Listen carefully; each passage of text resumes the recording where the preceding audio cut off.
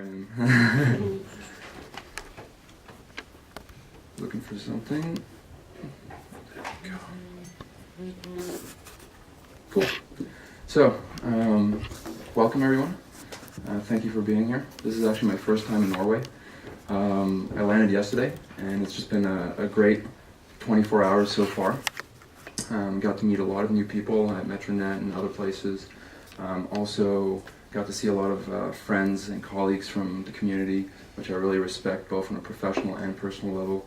And that's really cool.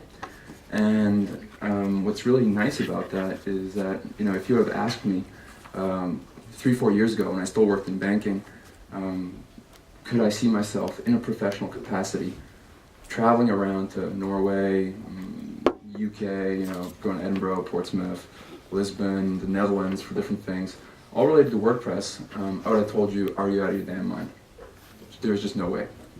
And that's something that's really cool about WordPress, that we have this flexibility to be able to travel around, to be able to work from anywhere, to be able to collaborate and generally have fun. But what's more important is that we have this ability to put together creative and productive solutions very quickly. And that's something that's simply very valuable in what we do that wasn't exactly here 20-30 years ago. Now on the flip side, doing all these cool things with WordPress does not come automatically. You need to work for it, you need to stand out, you need to think outside the box a little bit and try new things out. Because typically as a society we are very reactive. And what do I mean by that is that the majority of the people are usually waiting for something to happen. So if you work for a company, you're typically waiting for your company to approve a new hire that can help you on a specific project. You're waiting for a new initiative. You're waiting for that strategy of your company to maybe change into this different direction, but it never does, right? Because we all know what working for big companies are like. If you work as a freelancer or as part of an agency, you're maybe more dependent on a couple of clients. And that means, again, you're waiting on them to create new initiatives, roll out new projects, approve budgets, all these kind of things, which we may simply not always have the time for. So that's really what my talk is about today. And it's really trying to get to the point of how can we be less reactive and try to get more of that control into our own court so that we can get more out of WordPress. And to start doing that, one of the simplest things that everybody in this room can do, let's hope this works, there we go, is what I like to call, you know, free release or freebie, as you see it out there. And it seems like such a simple concept, because all you're really doing is simply releasing a piece of code or software or a blog post or something like that, but it's your own. You're not doing it on behalf of your company, you're not doing it on behalf of your agency, you're doing it yourself. And the great thing about it is that there's obviously no cost. As long as you enjoy doing, you know, WordPress and those kind of things, there's no cost. If you're building yourself, then you're probably in the wrong industry. And there's certainly no risk. You know, if you're starting out in the WordPress industry or you're starting out in general with a new career, you have nothing to lose. You know, there's only up in terms of where you can go. So in that sense, it's really great because there's no upfront investment, but the reward, that's the incredible part. And the reward of being able to continually put things out, or what we'd like to say call shipping, is that you're showing everybody else in the world that you have the ability to execute on an idea. And that's massive. That's really invaluable because the majority of people do not do that. Great example. I go to the gym every day. My gym hates me. It's a fact, because I show up every day. Because the way they make money, gyms and places like that, is because they're counting on those people which come on January 1st, sign up, and never come again. You know? And I'm sure there's probably a couple of people in here which have gym memberships that have, you know, probably they haven't gone to in a long time, and that's how they make their money. So we really have this ability to stand out by doing fun things, by trying to show ourselves.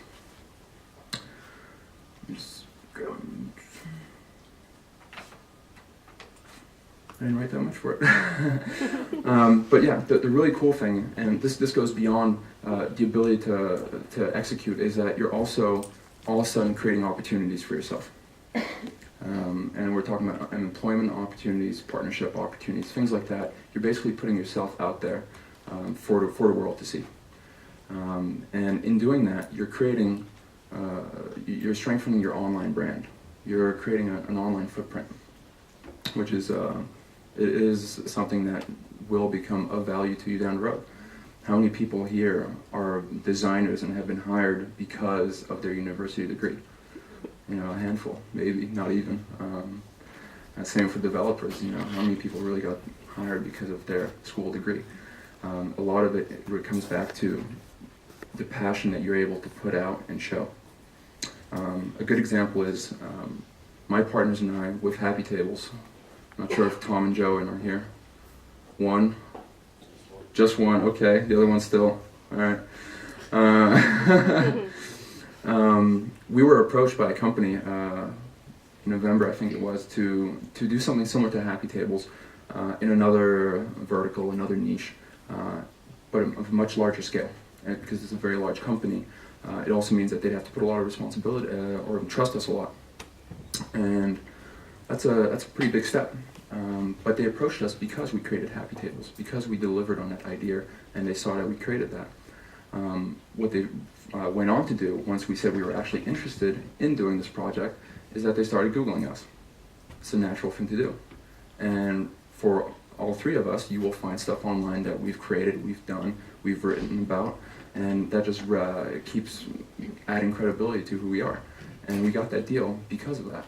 Not necessarily because we have some form of education. We never showed a client referral or reference or anything like that, but it was really what we put out there. And people do this day in, day out. So just this last week, let's look at what's been going on.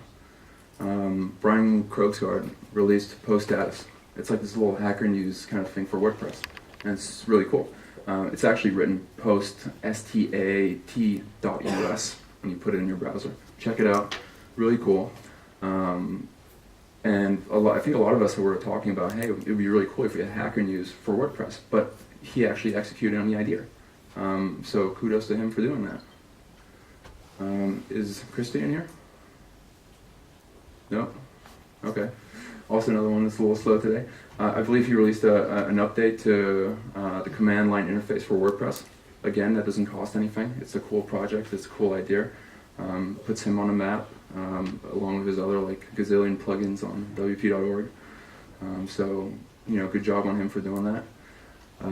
Amy Hendricks released a little sort of SaaS foundation. If you guys are familiar with CSS, what are they called again? That's who we're from.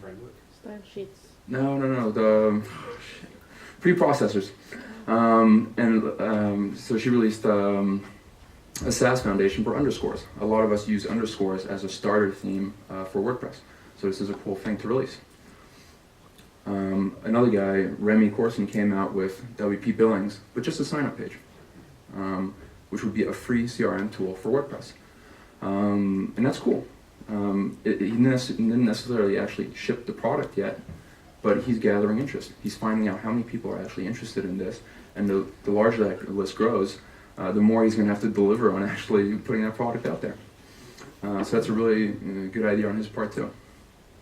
Beyond WordPress, again this week, we had a student I think in California, out somewhere last year, that had created a rebranding of Microsoft completely on his own.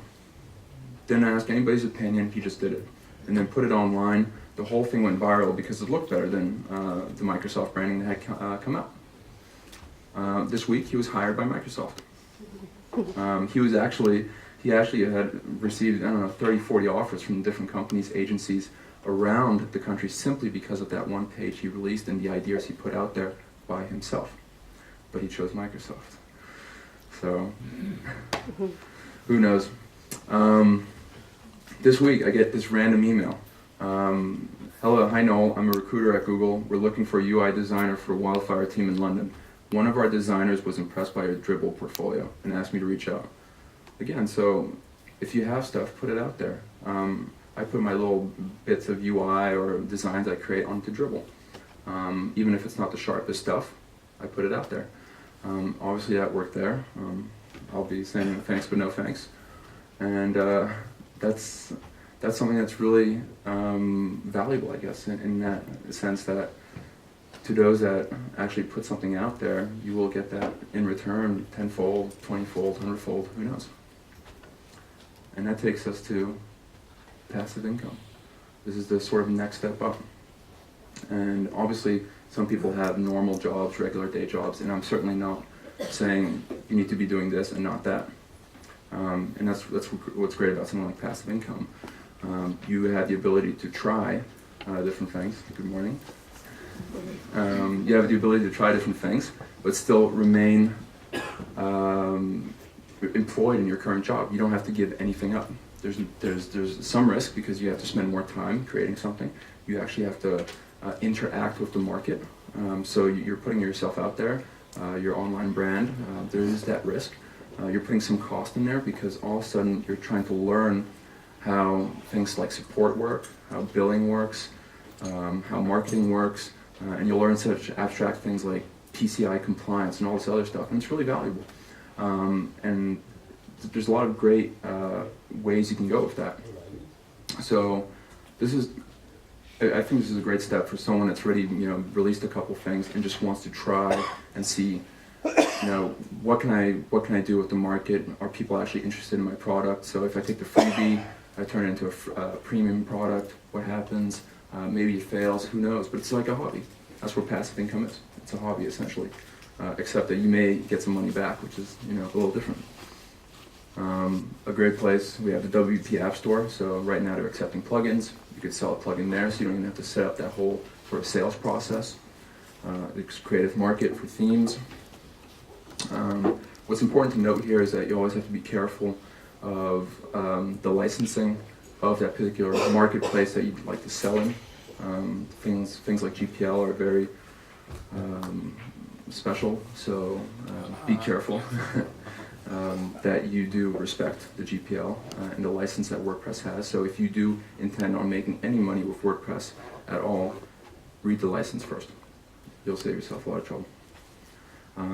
At the same time, you can also write an ebook on God knows what, if you're doing something with WordPress. Again, these are fun things just to sort of add that little extra income on the side, validate an idea you have, and actually bring it to market. It's a very valuable process. So what happens after this? We probably retire, I guess. All the money's there, life is over, go to Bahamas. Scalable income. So this is where it starts getting really fun. Scalable income is that part, or that sort of business that you try to strive for, whereby you're always increasing the amount of units sold compared to the amount of units that you actually put in to work for that particular project. So you're trying to move away from an hourly sort of a reward or a daily rate reward to something where the reward is more or less unlimited in relation to the amount of hours you put in. And this is something that we did with happytables, whereby we said, okay, we're moving away from selling themes.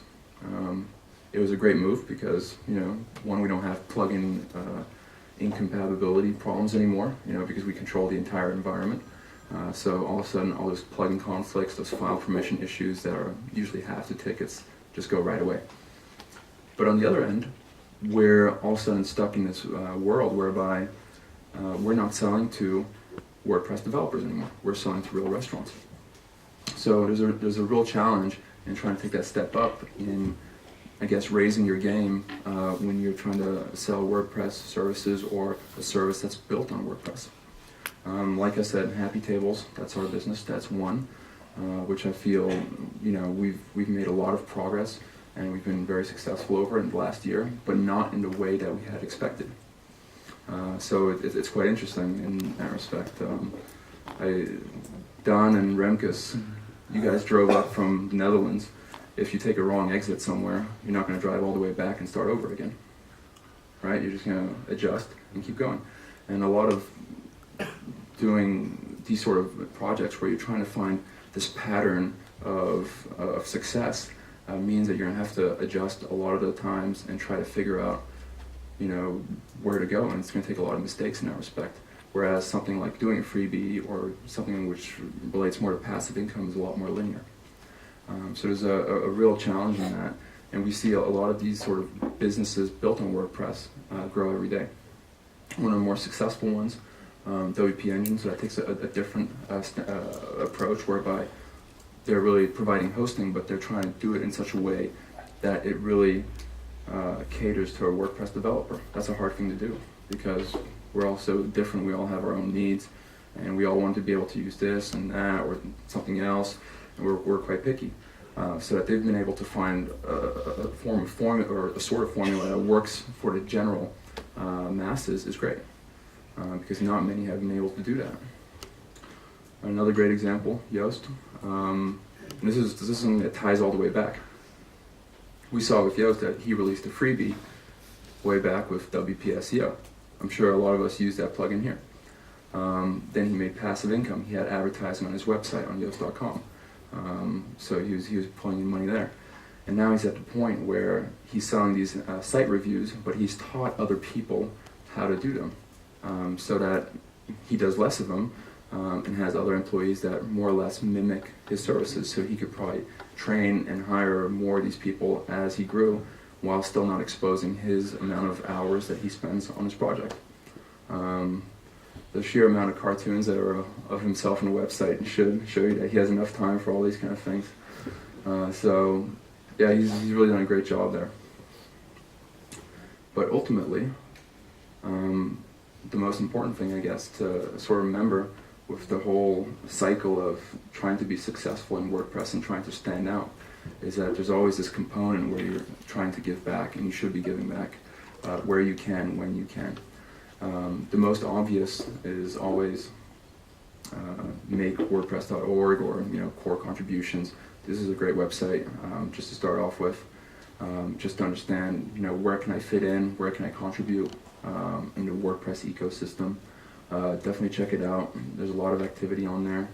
There's also plenty of people here that do work there, so you can work on the site or contribute. So that's a really great thing. And then beyond that, we have charities and nonprofits, which is also really cool. Tomorrow is the Hack Day.